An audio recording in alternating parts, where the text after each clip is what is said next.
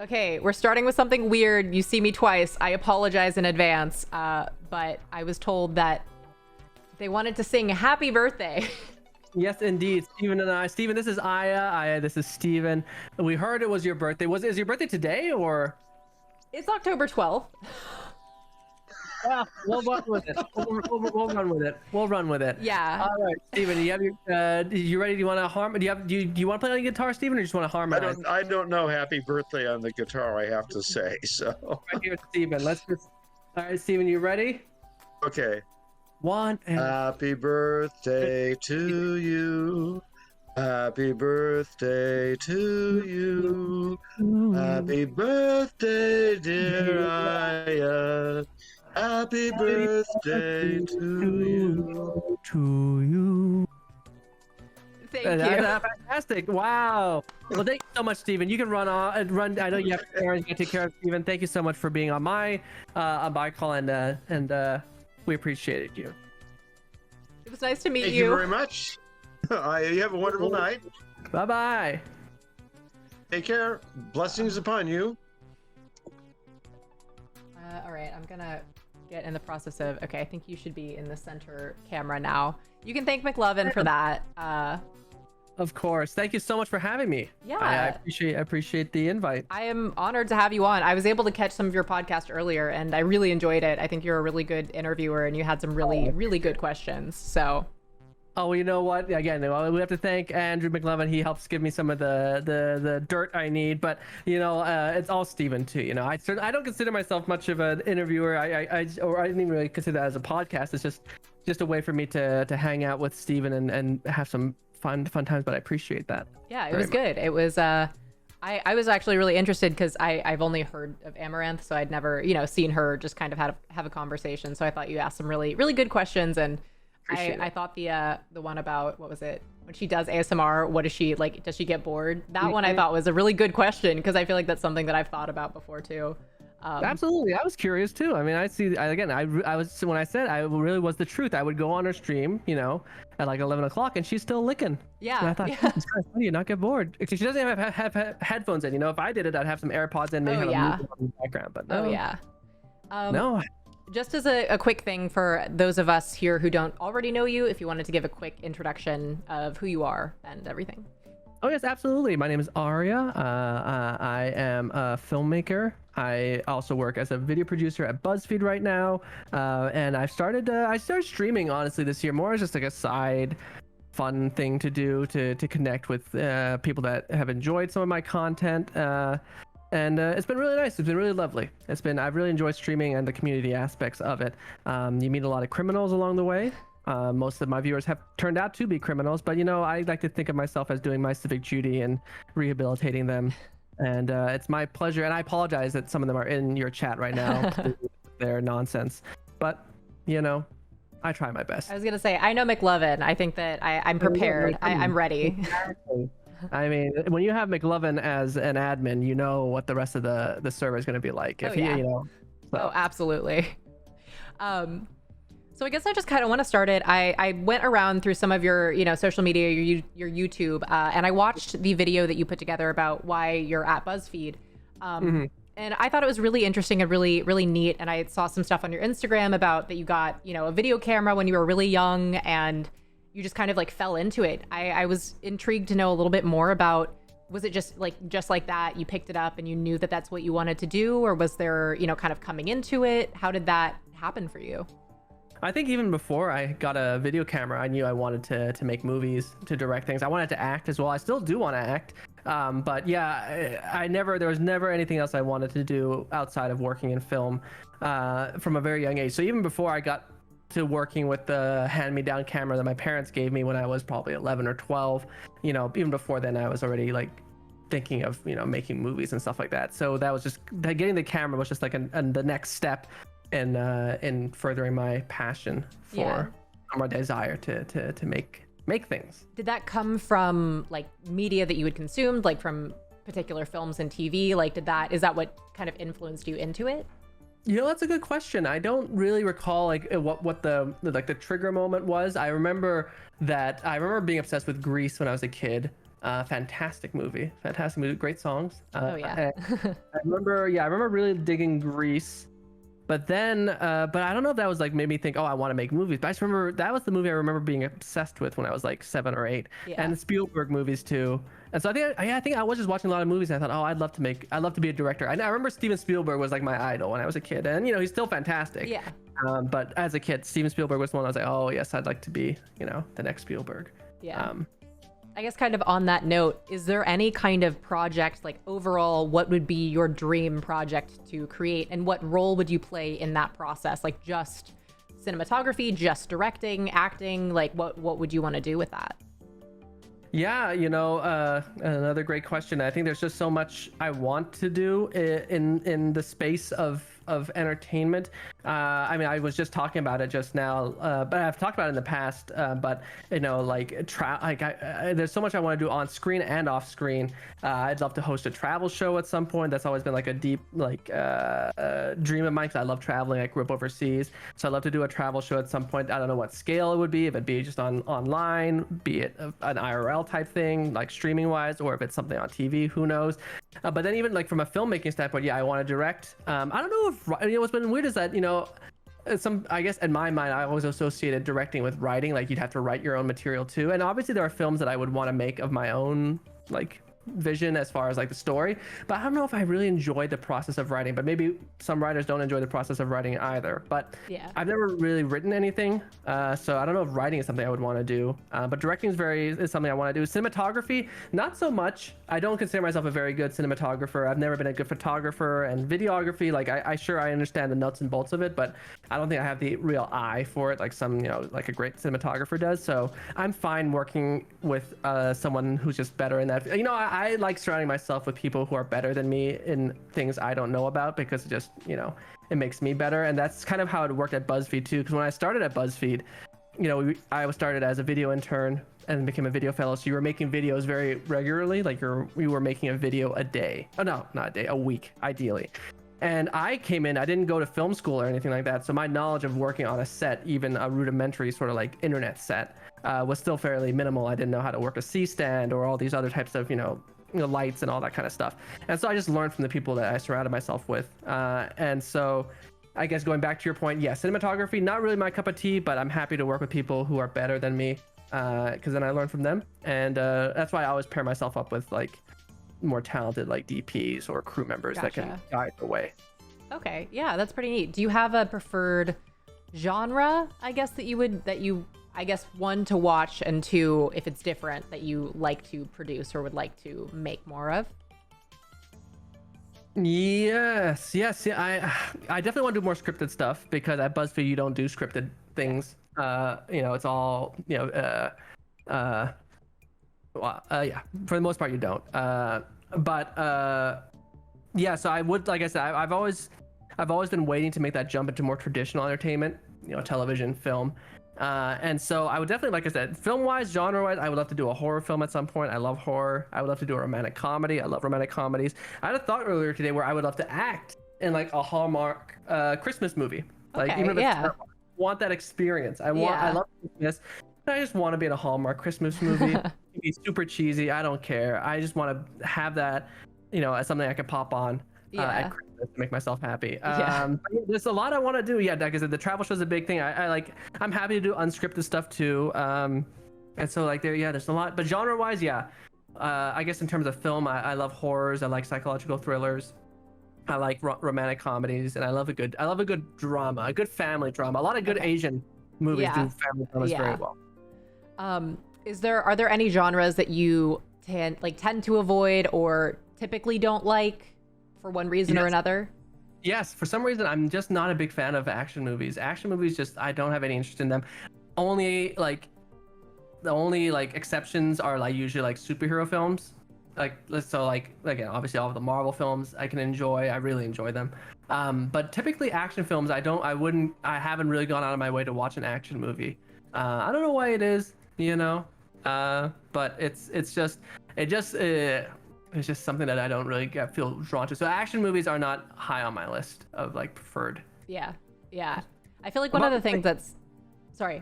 Do you have any genres you don't like? Oh, I can't do horror. I get so scared so easily. I think the biggest thing for me though is jump scares, because I get really anxious waiting to be scared, and then when I finally get scared, it's 10 times worse because I spend so much time waiting for it.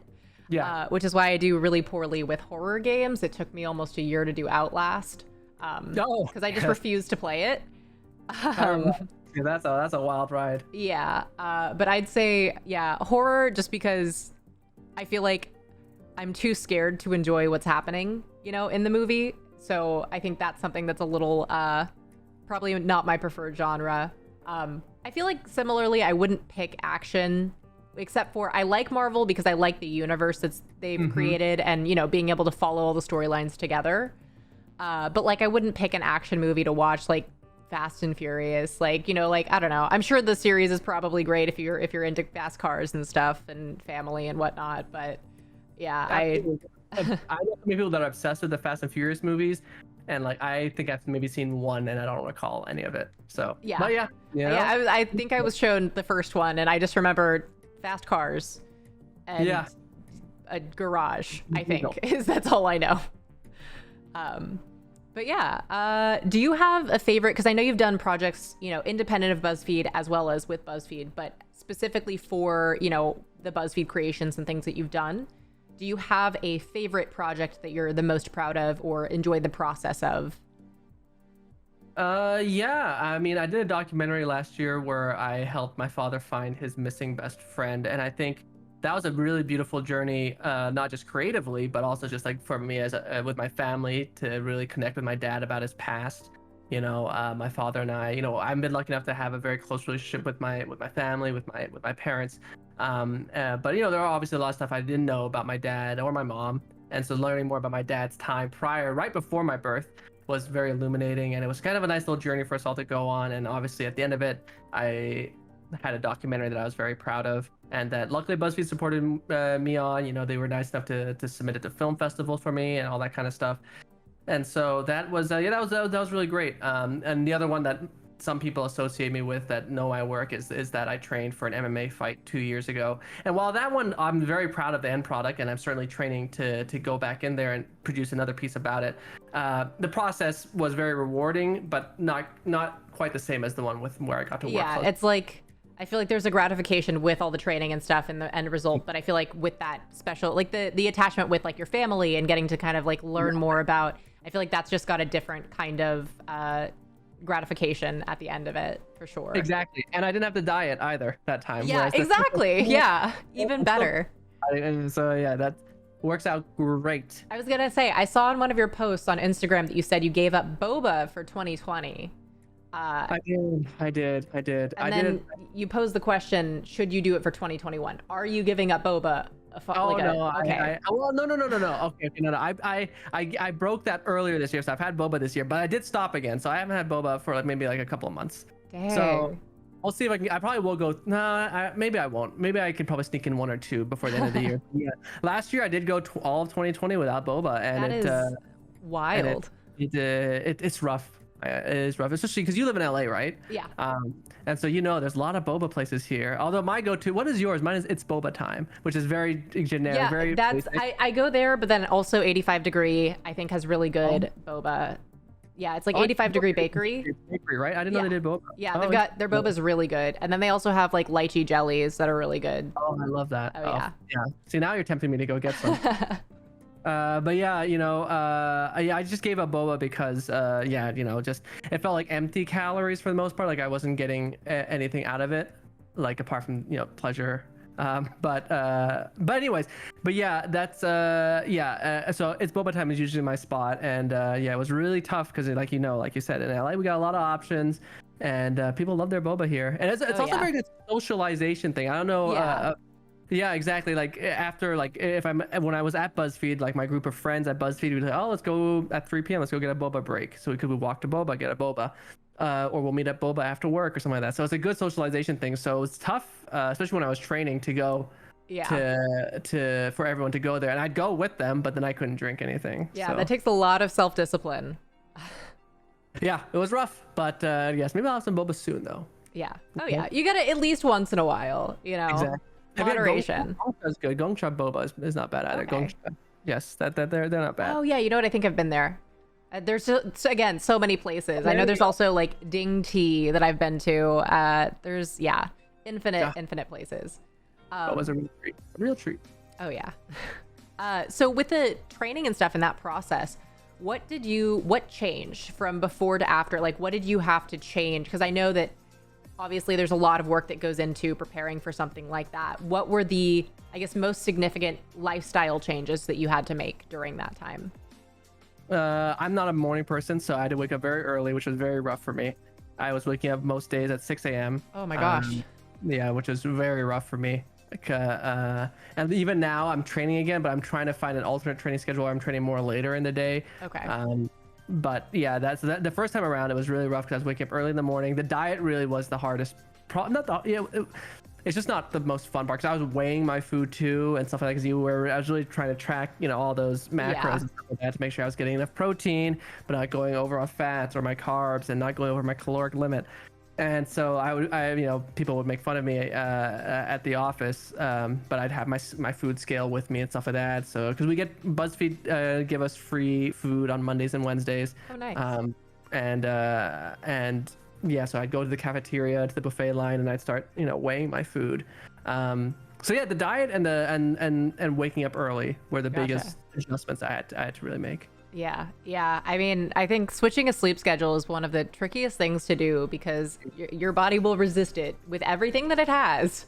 Yeah. Do you feel like you're fairly productive, like in the evening, like later in the day? Mm-hmm. Oh, big time. I feel like, if anything, I feel like I need to learn to be more productive during the day because sometimes I don't even I feel like, I do my best work at night, which is not good, which is probably why I sleep late and I wake up late. But I don't know what it is. I feel like at the end of the day, I just feel like there's less chatter, less noise. Like during the day, people are buzzing you and all this kind of stuff. Yeah. Whereas at night, I can just sit down, focus, and just get my things done. But I do think I need to change that mentality. I don't know if it ever will change, or at least in the near future it will change, because I'm sure it's much better to wake up earlier. But yeah, I mean, if you continue forward doing stuff and working on sets, it's one of those that you won't even really be able to predict it because sometimes it'll be a day shoot and it'll be really early in the morning, and sometimes we'll be there till late into the night. So yeah, you're preparing to be flexible. You can do either. So. Yeah, absolutely. Well, fingers crossed. Fingers crossed. I saw that you mentioned you had created, was it a film that you and your brother had been working on? And that I can't remember the timeline on this, if this was something that you were just now starting to edit, or the post that I read that said something about you were working on getting it, doing all the post-production. I don't know. Do you want to talk to that a little bit and the process that kind of went into it? Oh yeah, absolutely. I mean, I appreciate you doing all your research and asking these questions. So in 2015, I was finishing up my bachelor's, and it was bachelor's in communications. But I didn't really have a creative outlet, and I always feel like I need to keep myself busy and doing things. And so when I was in college, I was working on a full-time YouTube channel, and it was never anything too big, but I was doing just weekly YouTube videos. And that's how I met a bunch of lovely people, including Steven, who sang Happy Birthday to You. I hired him off of Craigslist just to be in one of these videos. And so I was working with all these great, I was in Portland. And so I have to give a shout out to just the community, not even in Portland, but I think outside of LA. In a city like Portland, the arts community there, they're very supportive of one another, and people were willing to give up their time for free for things they found mutually beneficial, like maybe something for their portfolio or to make connections. Whereas in LA, I guess understandably, because there are a lot of professionals here, people expect to get paid. But as a college student, I couldn't afford to pay anyone. But all these people were willing to lend their time and their gear if they were people that were filming it for me. They're doing it for free. I'm still very humbled and appreciative of them. But yeah, they were doing these things for me, and so I had basically amassed this network of talented people on and off camera. And I just thought, I should just make a movie. And so I shot a feature film in 2016, 2017 that my brother and I worked on together. And I used a lot of the talent, the local Portland talent that I that I had met through making that YouTube channel, including Steven, for example. He plays a very prominent role in it. And so we worked on this feature film together, and just as we were about to start editing, that's when I got the job at BuzzFeed. And so I moved down to LA, and so I was only able to edit the film sporadically on weekends, but slowly over the course of the past 4 years, the movie is now close to being completed. And so we're slowly getting there. Yeah, I was gonna say, because I feel like I've done minimal editing. I had to take like editing classes for my degree, and so it's one of those. I feel like editing is so much easier when you can just sit down and just long chunks of time to it. So I feel like it can be kind of hard to do, you know, sporadically, because it's like if you get into a flow, you still only have a finite amount of time to, you know, dedicate to it at the time. Absolutely. But it'll be really exciting, I think, also then when you finally are able to present this finished product, because I feel like it's been, you know, so much time has gone into it over the years. And it's one of those, I think also especially impressive that you didn't just drop it. Because I feel like some people would just be like, it's not going to happen at this point. So I think it's definitely admirable that you've held on to it and continued to work, you know, towards a finished product. I appreciate that. You know, yeah, you know, like it's certainly, I mean, I won't lie. I very much believe in this project. I very much love this project, and that's probably why I didn't drop it. I think if this were a film where I look back and thought, wow, this thing just wasn't as good as it could have been, or you know, I just like, because obviously even in the past 4 years creatively, I like, thanks to BuzzFeed and the work I've done there, I feel like I've grown a lot as a filmmaker, as a storyteller. And so like so when you look back at a project you filmed 4 years ago, it's easy to think, okay, like this thing's just not as good as I am now.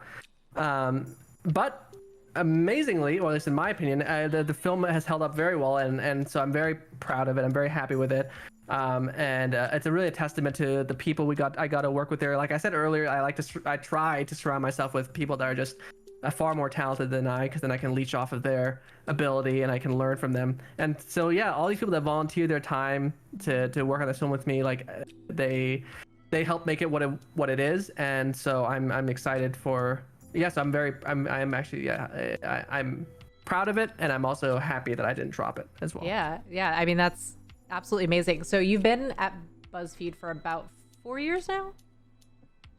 Yes. Oh yeah. 2017, summer 2017. So 1, 2, 3. Yeah, over 4 years. Oh, over dang. 4 years. So what would you say you've learned? Like, what are some core? Because you talked about how you've learned a lot, just you know, being on set, just all the different things that go into that that you might not have known before. What are some of the most valuable things that you've learned during your time there so far? You know, working in the unscripted space is something that it's weird. I never would have thought that it's something I wanted to do. Like again, growing up, I wanted to act, I wanted to direct, but I never thought of like working on things like documentaries. I never really had an interest in them.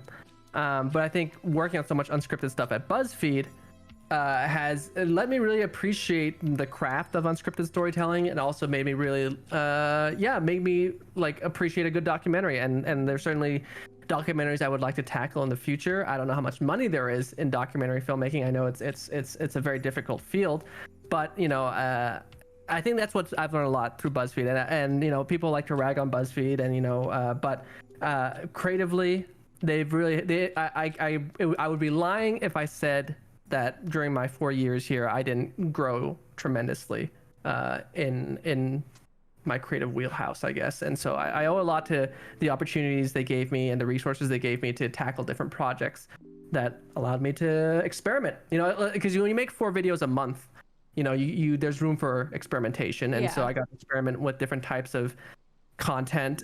Some worked, some didn't, and then you just learn. You know, because I definitely am of the belief that you learn a lot from your failures specifically. And certainly when you make as many videos as I have in 4 years, there are a lot of failures, and you learn from them. And so I've been lucky to fail in a weird way. Yes. Yeah. Oh yeah. Well, I mean, I feel like that teaches you so much more than successes ever do, because you know, you don't question success as much as you would question like what went wrong if something you know doesn't do as well.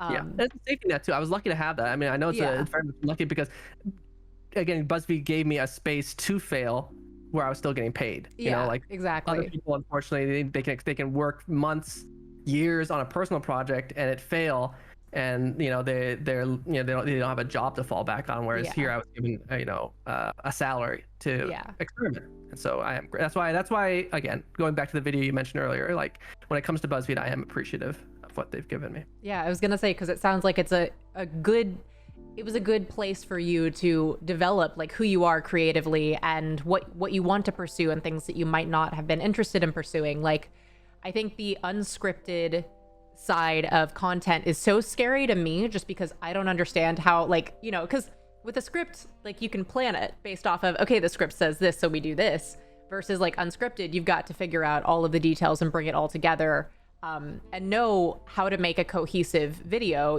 that it's not gonna, you have the clips that you need to, tell a story, so to speak, without knowing exactly, like, I'm sure there's planning that goes into it as well, but I don't have, I guess, as much of an understanding of that side of content creation. Did you, I guess, have any kind of base understanding, or was that all something that you completely learned as you were doing it there? I mean, from a technical standpoint, I really went in and I didn't know much about lights, about like about lights, about how to really work on a film set. Cameras, very rudimentary knowledge. And so again, I kind of learned as I went. I learned from people I got to work with. One of my dearest friends, his name is Matt Real, and so working with him, he's a fantastic producer, but he's a great guy on working with the camera too. And so you learn from people and from people that have had that experience. And so I guess, sorry, I'm sort of just I'm rambling, but I guess essentially I feel like a lot of it has just been learned as I go. And I feel like that's how I tend to learn the best anyways. Yeah, I feel like it's like the way that people explain like learning a new language or a new culture. You just kind of have to drop yourself in it. That's the fastest way to pick it up, because it's kind of I don't know, not like sink or swim, but like, in a way where it's like you have to. At least it's nice, I feel like, with the environment that you had with BuzzFeed, like there was, time to grow and time to learn it. But I think by putting yourself just in it, I feel like it's the fastest way, in practice. I feel like that can be the best way. It's not learning about it in theory. It's like hands-on doing it. Exactly. And BuzzFeed does push you in off the deep end, because after even just the internship alone, like every day you're working on another producer's, at least during my internship, every day you're assigned to a different producer, and you're either editing for them or you're helping them shoot their videos. And even if they're not like huge, huge crews, it's usually just you and the other producer, like just having that. BuzzFeed works at a very frantic pace, and so you kind of just you have to learn, and I think BuzzFeed kind of, I remember in my internship class, I wasn't the only one that didn't go to film school or anything like that. Like there were people that had no experience at all making videos. And so I think BuzzFeed, again, they're aware of like that they're opening their doors to people that don't have that experience, which I appreciate them for. And so they definitely was a great environment to feel free to experiment and potentially fail without too much fear of like, again, you're getting paid, you have health insurance, I was gonna say, I feel like it feels like a rare thing, especially in LA, to have a group that's willing to take a chance on people who don't have all of these qualifications or the longest resume, necessarily. Like, and I feel like that's such a good thing to do, because it gives people who maybe aren't sure the opportunity to grow and, kind of come into their own in that regard. Like you knew that you wanted to do it, but you hadn't had, the technical side of it. And I feel like it allowed you to get that training and get that experience that you would need to go on and do other things if you wanted to. Totally. Like I said, I don't know when the day will come when I leave BuzzFeed. I mean, like I certainly have no immediate plans to leave. But whenever that day does come, like I feel like I'm so much more prepared than I would have been back then. Again, even just like from a pure, not even like technical aspect, just like from a storytelling perspective, like the movie I've been working on since 2016. Like luckily, we shot everything we needed to shoot back then. But over the course of the past 4 years, I've learned more about like how to weave a story in a way that is more impactful than just the way I originally. So there was a specific way I envisioned the original film, right, in 2016. But now, over the past 4 years, I've realized, the nuances that you can sometimes have to a story, add to a story rather, to enhance it. And so now as I'm editing it, I'm able to add those elements that I wouldn't have originally in 2016, if that makes any sense. Yeah. And so I'm grateful to that. So yeah, it was kind of like a bummer that I didn't get to edit the film right away and get it done in 2017 or whatever. But in hindsight, actually, I'm glad that I had these 4 years at BuzzFeed to grow creatively and to learn how to tell a better story, because now in the edit of this film, I'm able to save it in ways. Yeah, I feel like it's kind of like the everything happens for a reason kind of thing, because it allowed you to grow, and fortunately because you have such passion for your story, like that it grew with you, you know, even though you had the material, you had a better understanding of how to present it in a way that it'll impact people the way that it impacts you. Yeah. But that's super cool. I have a lot of respect for, I don't know, I mean, just the whole process and just like the growth that you have, I don't know, expressed, and the way that you have used that information to not deter you from past projects, but to instead empower and have them grow with you. I think that's such a, I don't know, an exciting thing to see.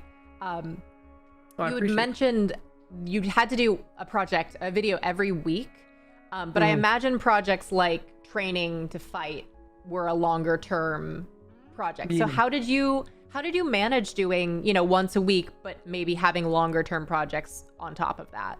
Yeah, you know, yeah, it was rough. It was rough in the sense that I remember when I was still doing when I did MMA training the first time, I had the heavy training schedule, but I was still expected to maintain 4 videos a month. But my manager, you know, she didn't expect those 4 videos to be anything, you know, revolutionary, because she knew I was working on this bigger project. So luckily those 4 videos, they weren't the craziest videos. I think they were just like very easy videos I could shoot, like shoot multiple videos with the same cast, but they were kind of like, oh yeah, like teachers reveal like the craziest things students have done in their class, like very easy. Or was like teachers play Never Have I Ever or something like that. It was like very easy. Like I would bring in a bunch of teachers and shoot multiple videos with them and then just edit them. So like, yeah, again, not groundbreaking videos, but it helped me meet my quota. And so that's how I made it work. That's how I made it work the first time around.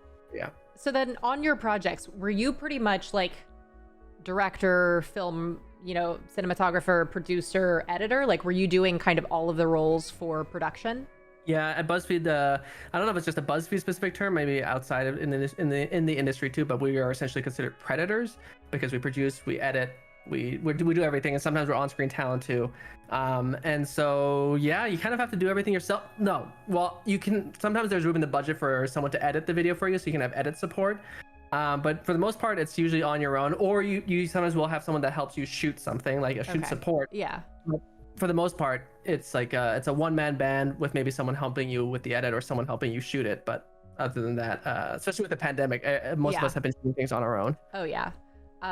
Man, I feel like, again, just the kind of throwing you in the deep end kind of thing. I know, like, you kind of, you know, it's like started, crazy, you know. You do learn a lot. You learn a lot. It's like a baptism by fire. Oh, yeah. And I feel like that's also important because even if you don't end up wanting to be necessarily like a producer or the cinematographer, like, you have a better understanding of like what to look for so that you know how to communicate with them on a set, you know, moving forward, and you understand what they're going through. And it's the, you know, increase of respect for their position as well. Absolutely. Oh my god, yeah, like I said, I've been able to work with some really, like, yeah, you can really learn like what goes into each role when you have to be the one doing it all yourself, or with someone by your side, you know. Yeah, that's why I've been lucky to surround myself with very talented people, you know, like so it's been a blessing in that sense. Speaking of, you mentioned that sometimes you're on camera. So Smitty commented on the post of the promo, because I know him through like a stream team kind of thing, and he posted the picture. I'd love to know what the project was, what the still was from. Oh yeah, so Smitty, I met him. I met him when I was doing my. Okay, so BuzzFeed, I did an internship at BuzzFeed, and then I did the video fellowship. So both of these things were never, they were like stepping stones to becoming a full-time producer. And so they were just like 3-month contracted positions. But then after my fellowship, I wasn't hired full-time because of some hiring freeze, but they brought me on as a 3-month contracted resident producer. And during those 3 months, I was still hustling, making 6 videos a month. Oh my gosh. Crazy, because like it was like a team initiative. And so during that period, I was making 6 videos a month. And so I was really trying to create some really meet that quota, while also trying to make some very unique projects that hopefully would the higher ups would be like, oh, maybe we should hire him.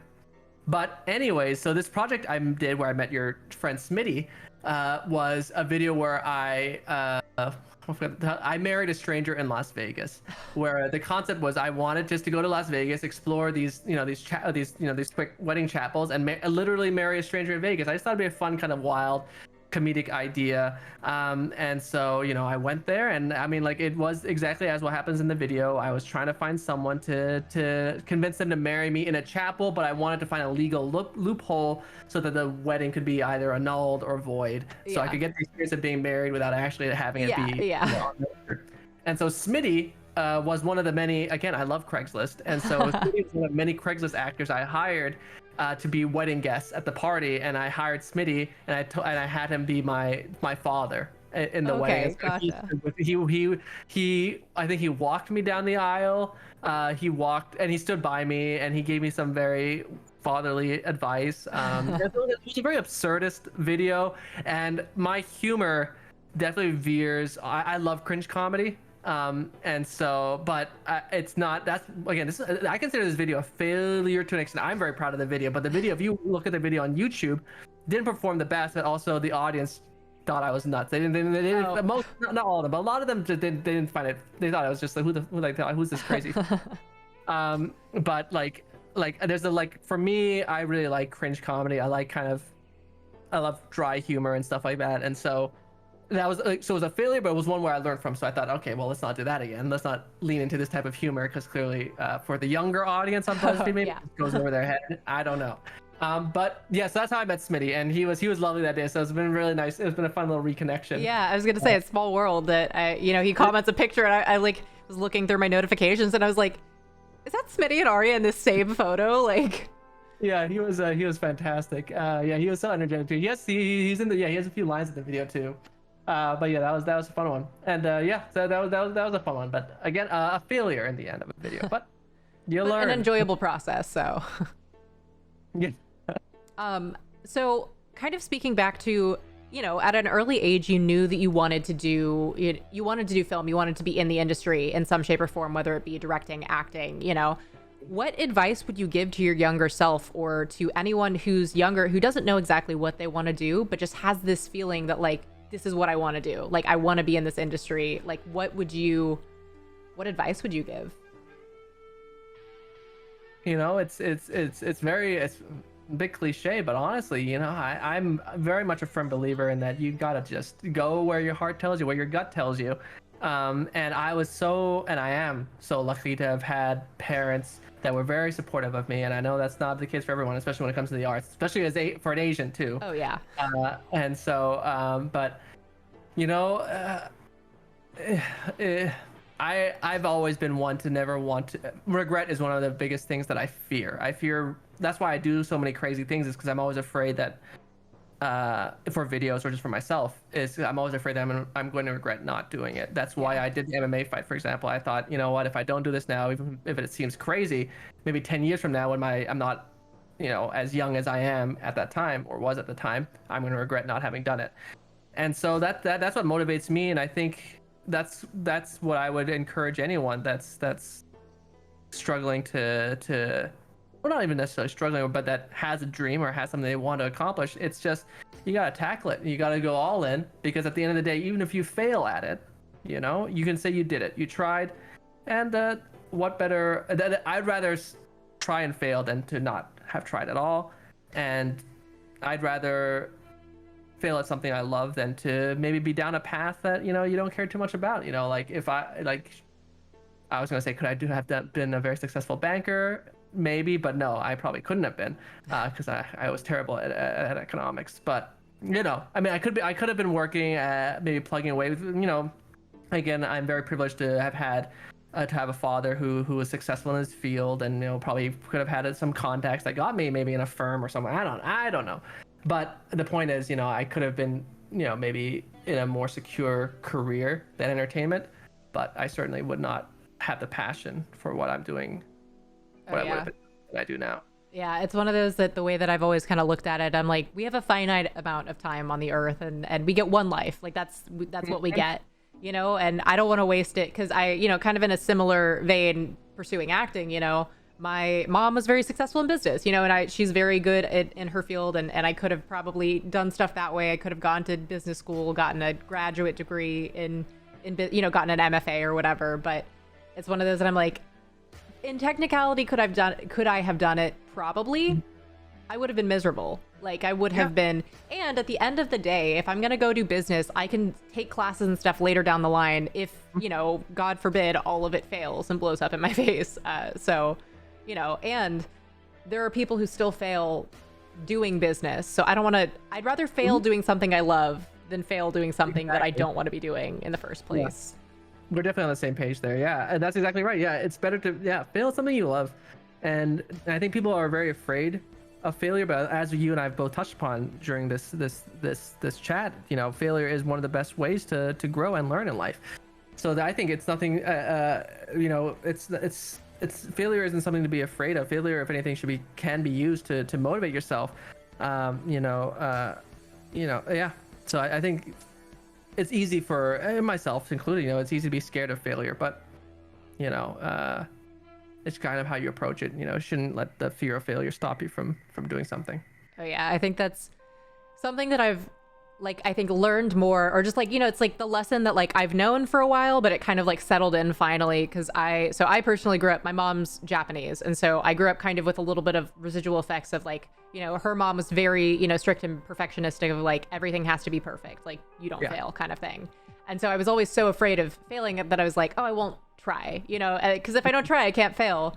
And I had like an epiphany recently. I watched Bo Burnham's Inside, and, you know, just so many moments through that watching it. I was like, I know that he questioned himself, like, you know, the entire way through, but he did it. He committed to it. He finished it. He gave it everything, and he made such an amazing work of art.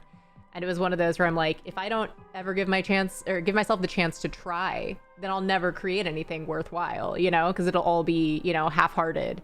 And I think the most amazing stuff comes from when you're just all in on something. Absolutely. Yeah, because you have to put your heart into it. You really do.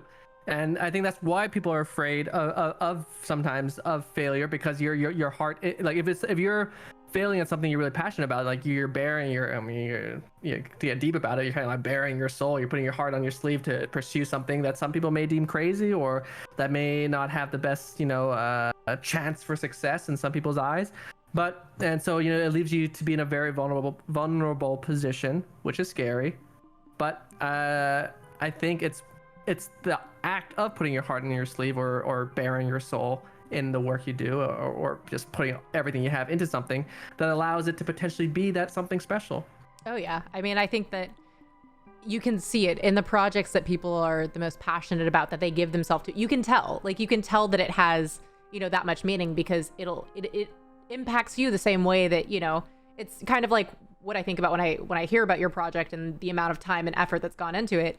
It will be impactful to everybody because of how impactful it has been to you, and how much time, energy, and thought has gone into it. You know, you didn't just like throw together like a half-ass edit and be like, all right, here it is, and you know, we're done, kind of thing. You've taken your time with it, you know, and given it time over time, but didn't rush it, kind of thing. You know, like you knew what it needed to be. And I think that's typically the art that ends up having the most, I don't know, I guess just the most overall impact. And I don't know, art's also tricky because it's subjective, but like, you know.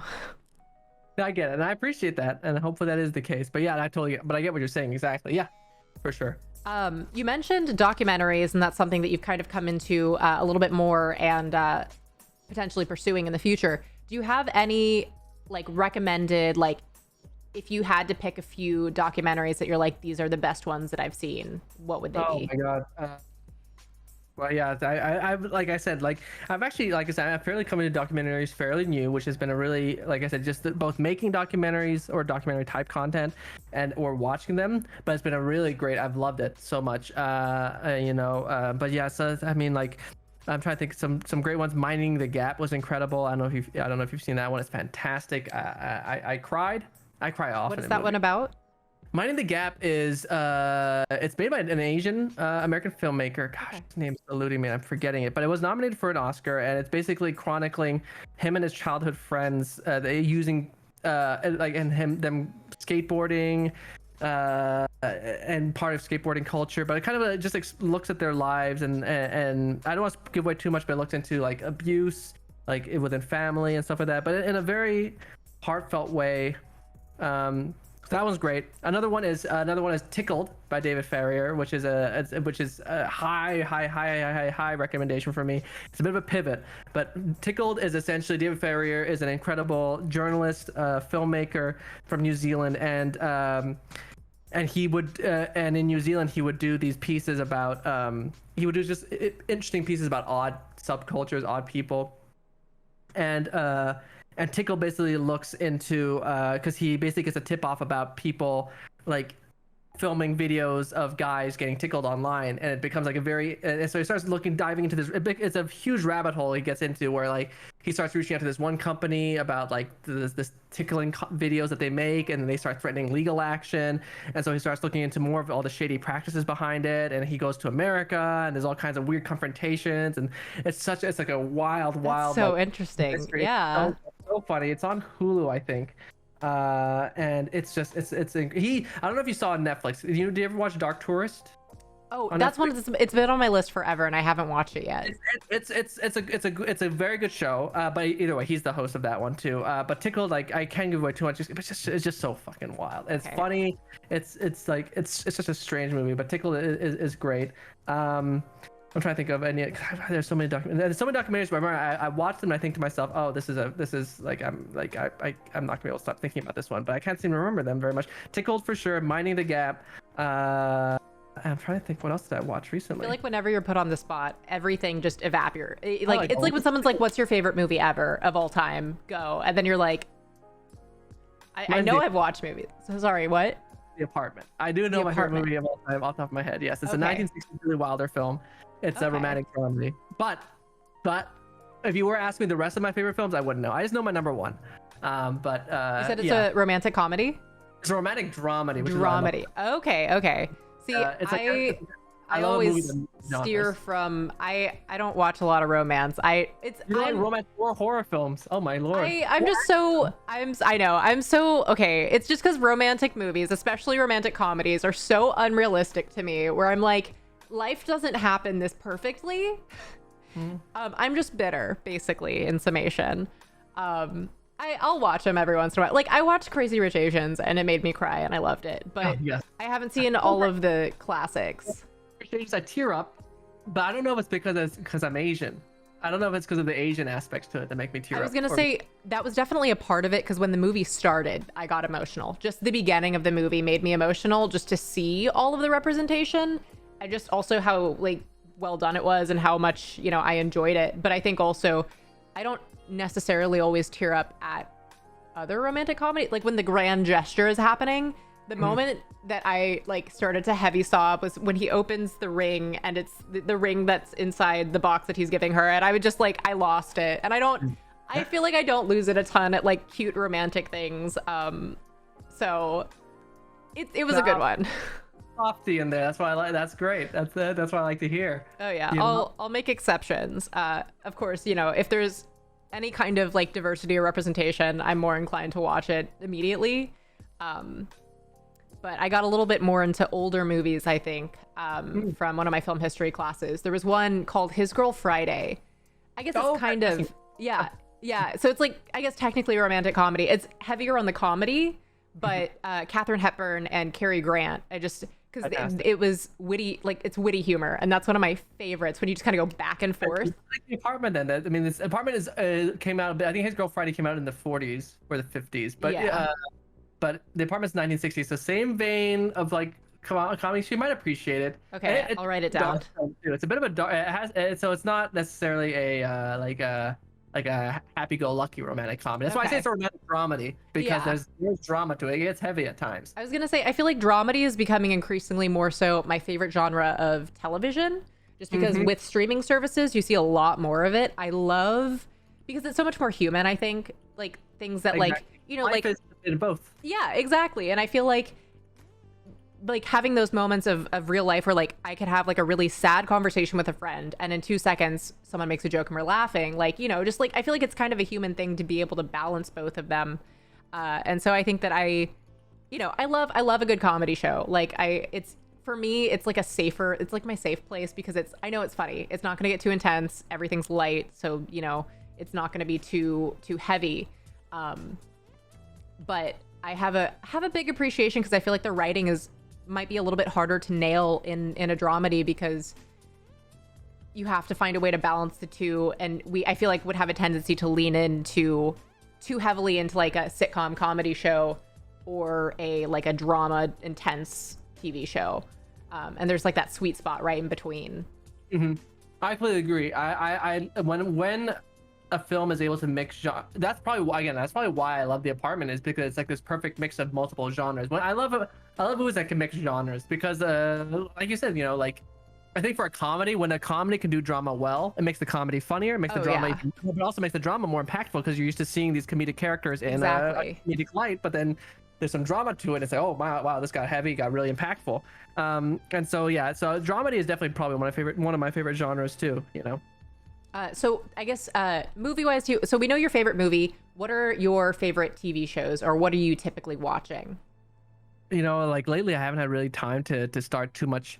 That's a lie, actually. I was gonna say I haven't had time to start too many new shows, but I've actually burned through some new ones recently. Well, caught up. I'm very late on them, but I'm finally watching season 2 of Ted Lasso.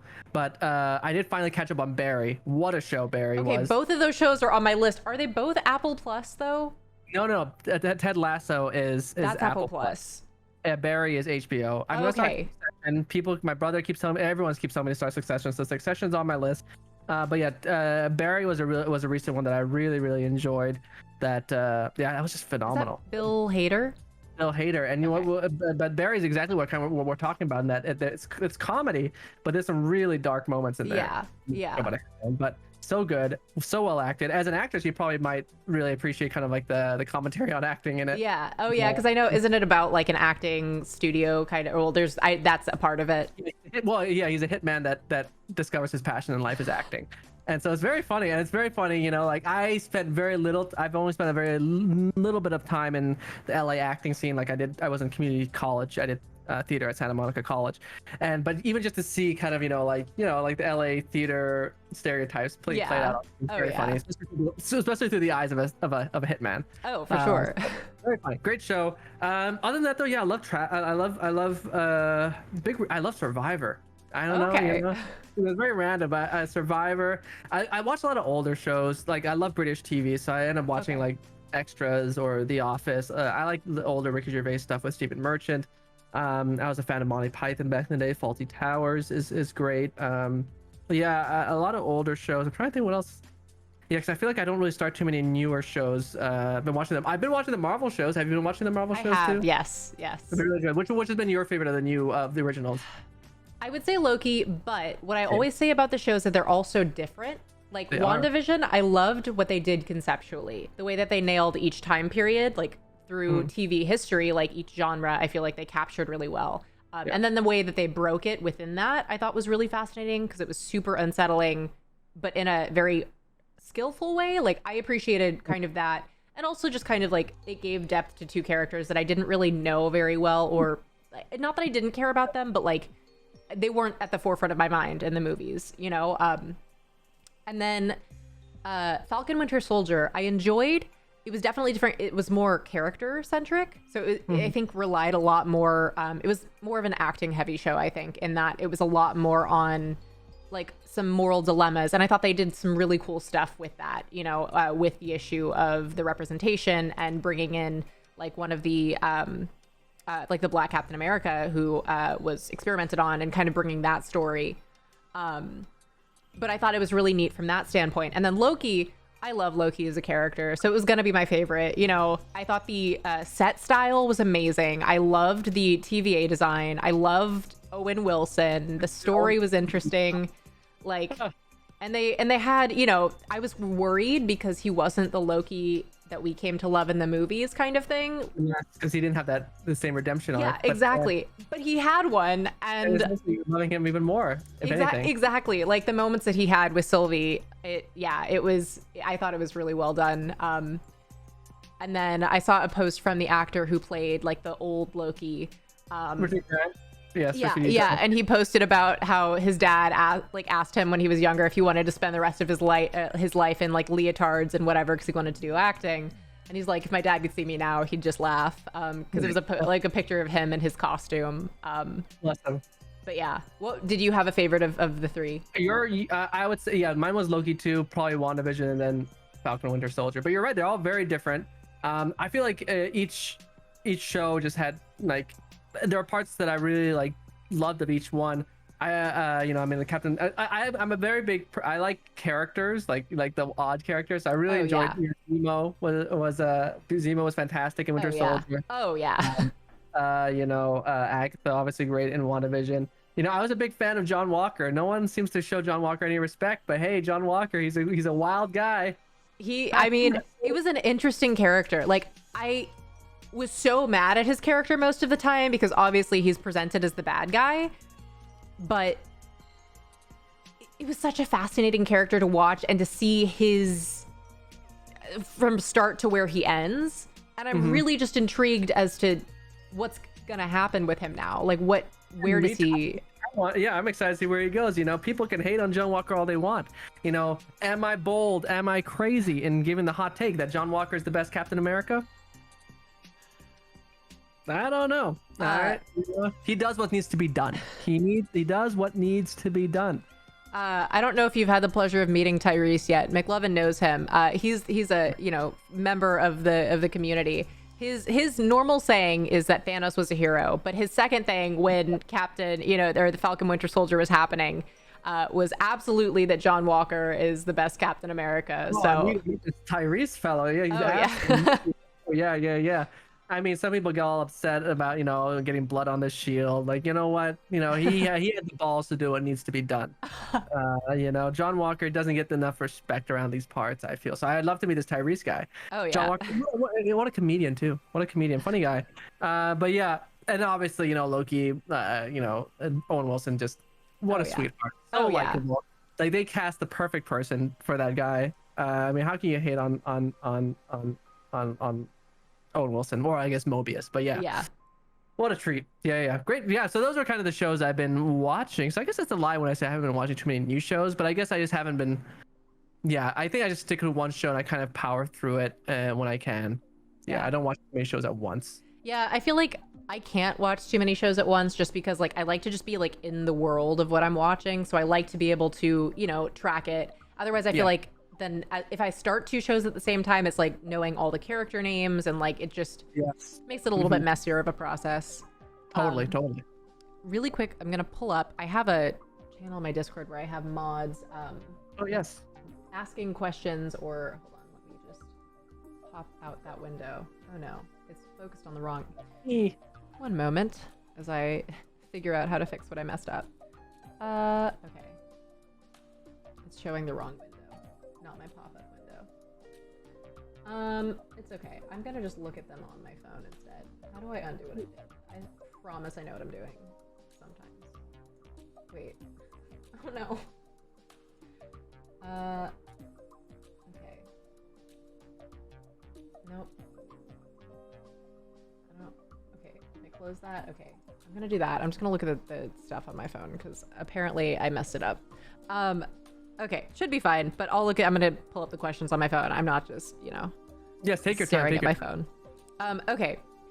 So we have a couple questions that my mods ask every time. Very, very, I don't know, not generic questions, but they're like the standards. So one of the first ones is, what is your forever food? If you could only eat one thing for the rest of your life, what would it be? Probably some form of spaghetti, or pasta rather. I love spaghetti alla vongole, so probably that. Which is the clams and white wine sauce. Oh my god, I would love some of that right now. that or probably some form of sushi. Yeah, those are probably two of the top food groups, I think. What about you? Yeah, what would yours be? Mine's usually, my default answer is sushi, but then I also say like pasta or noodles, like just kind of between, because I know pasta and noodles, I'm told, are different because noodles are like ramen, udon, soba, like that kind of grouping of noodles, but pasta, like any of that, I think is pretty solid. Yeah, for sure. One of the other questions is, when you pour a bowl of cereal, do you do cereal or milk first? That's an important question. Yeah. I do cereal first. Okay, good. You know. Good. We've had Yeah. one person who answered the reverse. That's sick. Yeah, I know. But they also mentioned that they ate oatmeal dry, I think, something like that. Oh wow, that's Yeah. really disturbing. Yeah.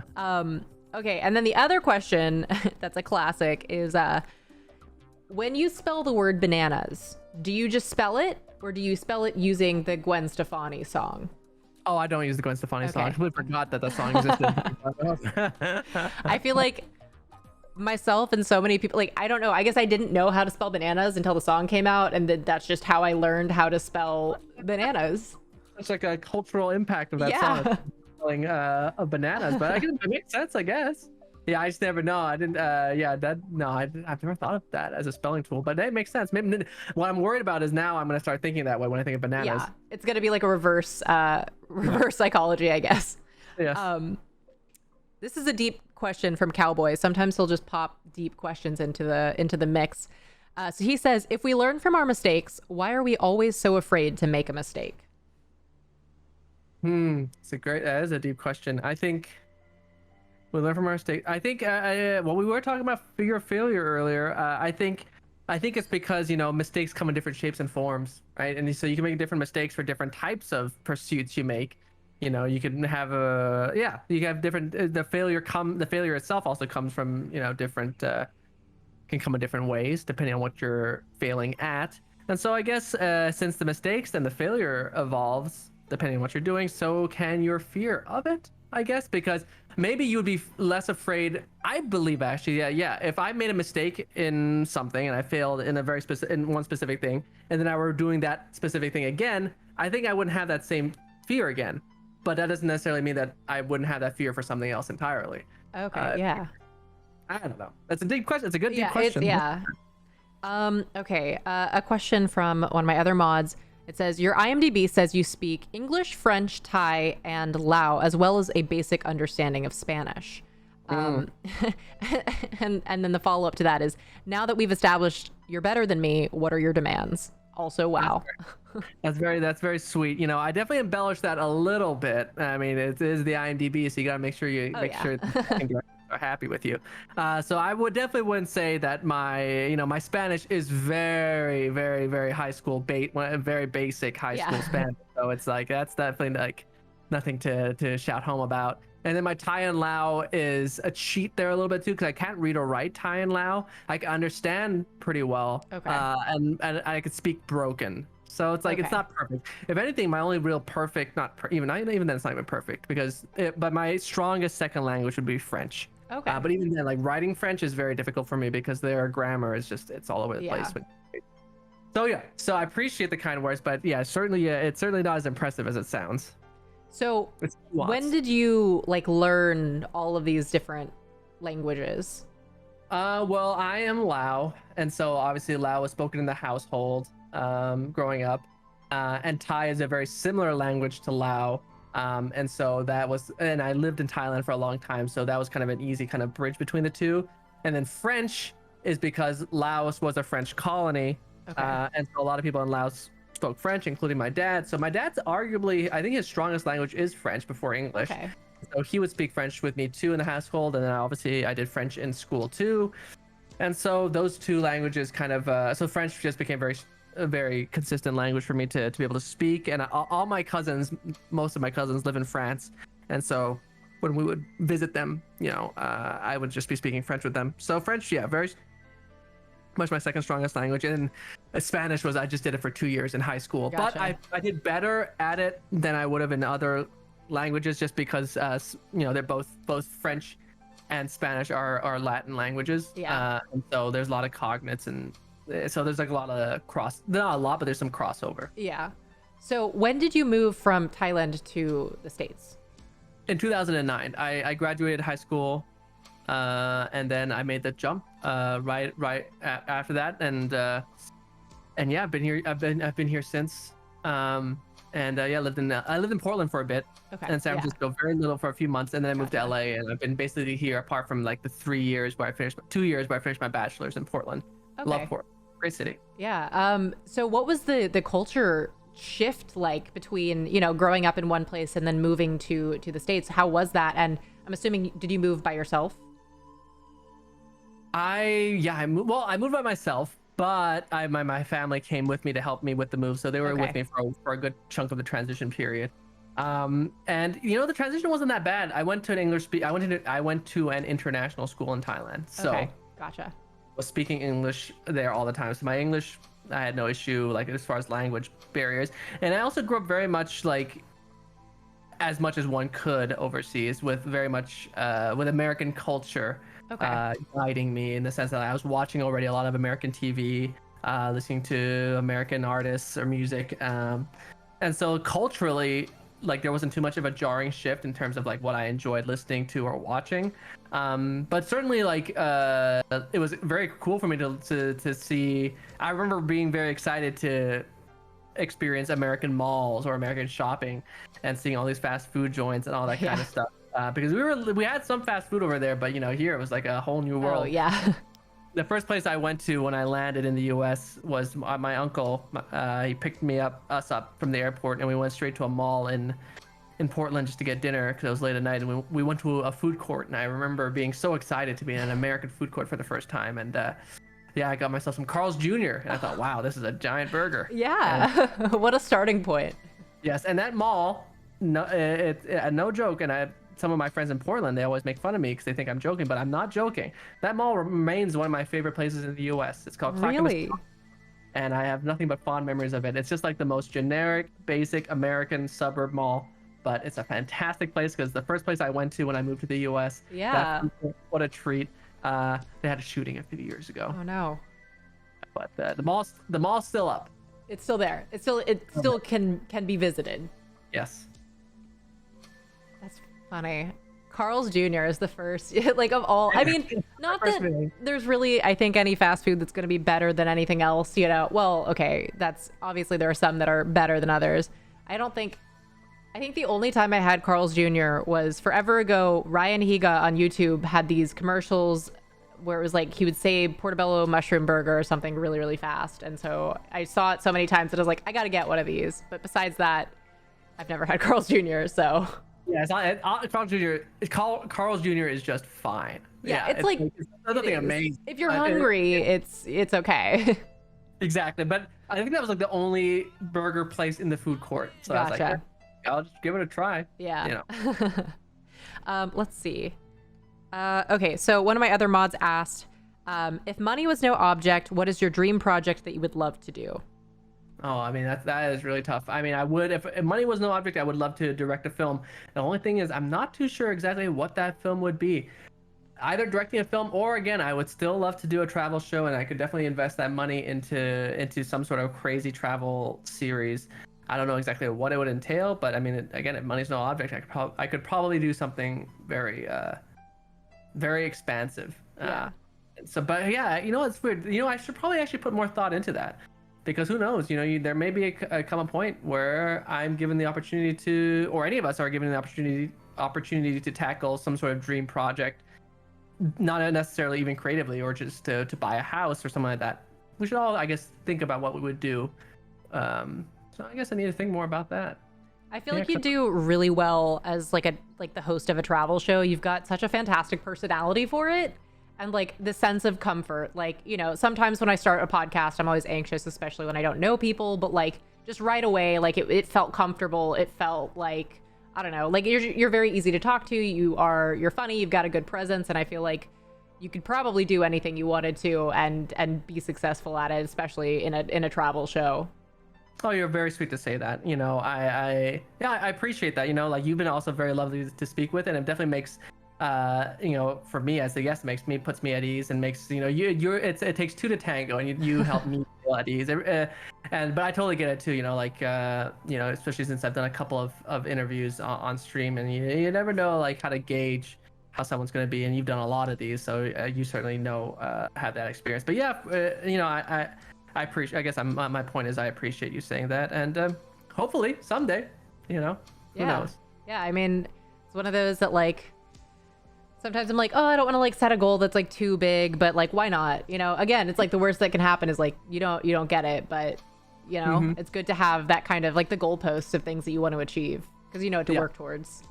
Yeah, I think it's always good to have goalposts, be it goalposts that are far away and goalposts near to you. Like I feel like I'm always moving the goalposts, or I try to at least, because it keeps me motivated. Yeah. Otherwise, it's so easy to just be like, well, I guess this is it, and I especially I feel like a creative field, there's always, no matter how old you are, how experienced you are, there's always growth that can happen and should happen. Absolutely. So, let's see. My mod Cowboy asked, do you still practice any martial arts since your fight, and can you defend the guillotine now? Oh yeah, so that's a good question, because that's how I lost my first fight. I got choked out. I saw that. It terrified me to watch I'm not gonna lie, I was really scared. It doesn't really hurt. It's just like an odd daze feeling, because you wake up knocked out. But yes, I still train. I was training yesterday, so I still do Muay Thai, and I started doing jiu-jitsu specifically to defend against chokes like the guillotine. And so I definitely feel like now, if I were in that position again, like I would know how to avoid it, because I kind of just fell into that position. That was very silly of me. That was lack of experience. But I definitely feel like if I were in that position again, I certainly would have been able to get out of that guillotine. Now I don't know if I could have gotten out of other situations, because I'm still very new to jiu-jitsu. But yeah, to answer the question, I feel like I can get out of the guillotine, and I am still practicing martial arts, still doing Muay Thai, and I started jiu-jitsu a couple of months ago, and it's been great. I really enjoy jiu-jitsu. Is this something that you think you'll continue on just beyond doing the training and stuff for? Because I'm assuming, did you restart it to do another like a follow-up video? Exactly, yeah. I'm hoping to fight again early next year, and so that's kind of why I resumed it. But I certainly would love to continue doing it afterwards. I definitely dropped off after the last training because I was just so burnt out. Yeah. And then when I wanted to start it up again, because we wanted to do the fight last year, COVID hit, so then nothing happened. But I would like to continue. Jiu-jitsu really has piqued my interest. I feel like I love Muay Thai. I definitely have more experience in Muay Thai, but Jiu-jitsu might be the one that I would want to continue, just because it's just so... I really appreciate it. It's very cerebral. They call it like human chess, because since there's no striking involved, for one, you're also not getting punched in the face, which is nice. Yeah. But like it's calculated, because you're like really trying to think of how to get, it's you versus another person, and you're basically just trying to get the other person to find, you're fighting for position to see who can be in a more dominant position, and then hopefully get the other person to submit. And so it's like a constant back and forth between, if I make this move, he might move this way or that way, and then he's also trying to jostle for position. So it's like a constant back and forth, and especially when you watch two experienced jiu-jitsu fighters roll with each other, like it's not like a crazy like street fight type scramble, or like even when you're standing, it's like a crazy like flurry of punches. It's like it's like a calculated flow. So it's like very controlled. Very controlled. Like everyone's making every move they make with their body is very specific. They're moving their leg in a specific position for a specific reason, their arms in a specific way, they're controlling their bodies in a specific way. So it's very interesting. There's a lot of thought that has to go into it, which I appreciate. Yeah, I can't remember. There was one that I was considering taking just for self-defense purposes. I don't know if it was jiu-jitsu. I can't remember what it was now. I was looking into something at one point. I was gonna take some sort of very basic level. Would be good for self-defense. Yeah, because that's one of those, being a female in the world. I feel like if I had a basic understanding of how to protect myself, I'd feel a little bit less anxious all the time. It makes sense. It is unfortunate that that's a position where you feel like you have to learn. But yeah, there are bad people out there. But I think jiu-jitsu is definitely a good one to learn.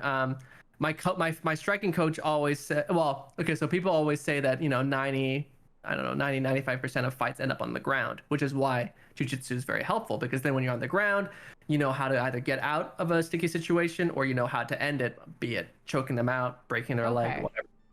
But then my striking coach, who's my head coach, he tells me, you know, like 95% of jiu-jitsu of fights end up on the ground, but 100% of fights start standing up, which is why he always says striking's better. So it's, you know, it's whatever you're more comfortable with. I mean, like, if you end up taking up Muay Thai or boxing and you have the ability to you find you're comfortable enough to potentially knock someone out before they take you down, then you know that's probably what you want to do. But it's very cool. It's great. I think martial arts is something that I've really grown to appreciate, especially the gyms, because I was going into them, I remember, with a lot of trepidation, like you sometimes do with any sort of gym, right? Like even when I started going to like just like 24-hour fitness back in the day, I was always kind of nervous, you know, like, you know, I was a smaller guy, you know, all these big like guys just clanging and banging in there. And so with the fight gym, I was the same sort of thing. I was like, oh God, all these guys are gonna be like, they're gonna think, who's this, like this guy that knows nothing about fighting. But they were all very welcoming. And I think jiu-jitsu, especially because you're working constantly with another partner, even if they're more experienced than you, like it's a very nurturing environment if you find the right gym. But all the gyms I've worked with have been very nice. That's good. Tyrese is in chat. I don't know if he was here a minute ago, but Tyrese. Tyrese, there's another person here who agrees with your assessment on John Walker as Captain America. Yeah, John Walker, great guy. I think I don't like the disrespect. Both Tyrese has been shown for his opinions, but also John Walker has been shown. I mean, speaking of submissions, you know, like jiu-jitsu, would it have been a bad thing if John Walker, like, you know, snapped Steve Rogers' leg? Wouldn't have been, you know, because it would have stopped Steve Rogers from traveling back in time and ruining a perfectly good marriage because of his own selfish needs. I didn't even think about that. John Walker wouldn't do that. Let me tell you that, Aya. All right, John Walker doesn't go around, you know, fucking up people's families. Yeah, I didn't even think about that. He would have got in and completely messed up, you know, a different relationship for that. Wow. Yeah, exactly. Yeah. You know, they paint him as the hero and we just all buy it. We bought it. John Walker would never do that. He's just protecting his country, you know? Exactly. Yes, he's a patriot. U.S. agent. Ishmael, one of my mods, asked, do you collect anything like Funko Pops, vinyls, or other trinkets? No. I'm trying to think if I collect anything. No, I don't really, actually. My brother has really hammered home like kind of the minimalist mindset into me, which makes kind of sense. I'm definitely not a minimalist, but I definitely see his point too, in that I travel. Well, I want to travel. And, you know, my family and I have moved around so much in our lives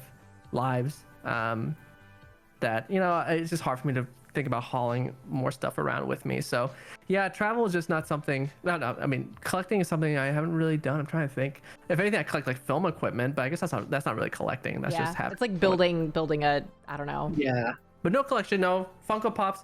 Yeah, no Funko Pops, no vinyls. I did have a period where I thought, oh, it'd be cool to have a vinyl collection. But I would think, and I thought to myself, that's just a lot of effort for me. Yeah, they're also so expensive, like individually. Like each one is so expensive. And I'm like, okay. And then like, because I have a vinyl player and it's one of those that I'm like, but I could just play it from my phone. Exactly. And I think to myself, am I ever really going to pop this into the record player? Am I really going to play this? I probably not. It's just like extra steps, you know? Exactly. Like I could just pop on Spotify. It's cool, but yeah. It's like, I feel it's one of the things that I would get, like if someone gave it to me for Christmas, it'd be like a cool gift, but it just like collect dust in a corner eventually. Yeah, that's exactly what mine is doing right now. Oh yeah. It's aesthetically nice, like it looks pretty, but I don't use it enough. Chris, one of my mods, asked, if you had one song to describe your day so far, what would it be? Good question. You know, all I gotta say, you know, probably gonna be, I would say, "Beautiful Day" by U2, as led by Bono. Some say the greatest artist of all time.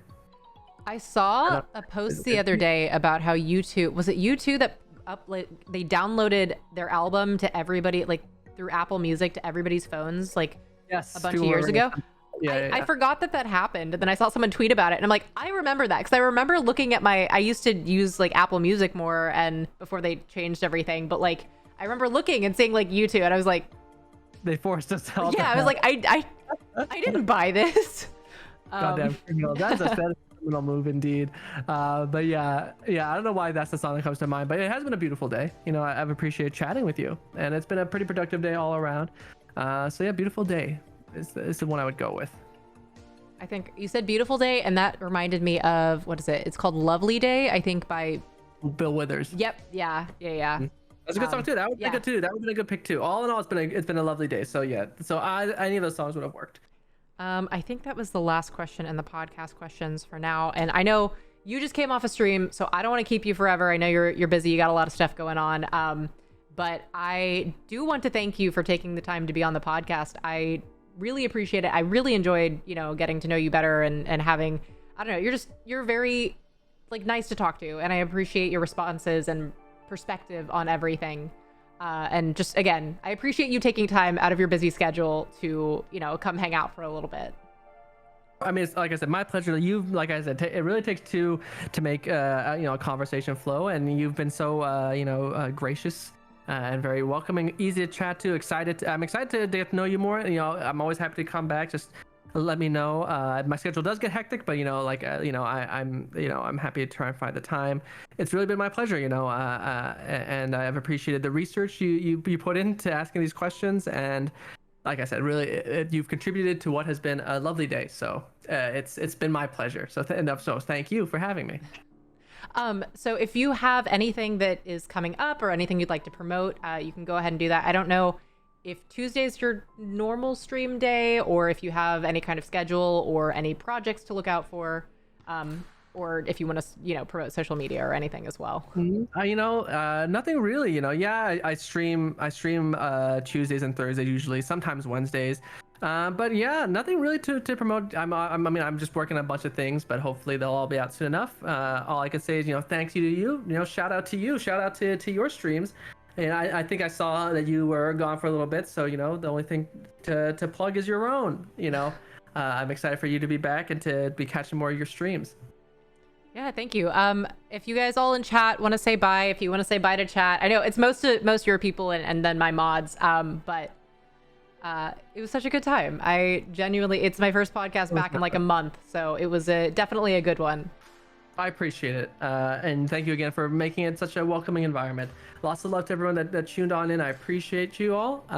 Thank you to the mods for doing all the hard work that mods do. And thank you again to you, Aya. You are a fantastic host, interviewer, and I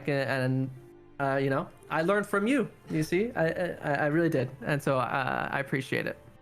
Well, thank you so much. I'm going to transition us over to the promo page, and then I will say bye and everything. So yeah, if you just want to wave bye to everybody, I'll be back in a minute, guys.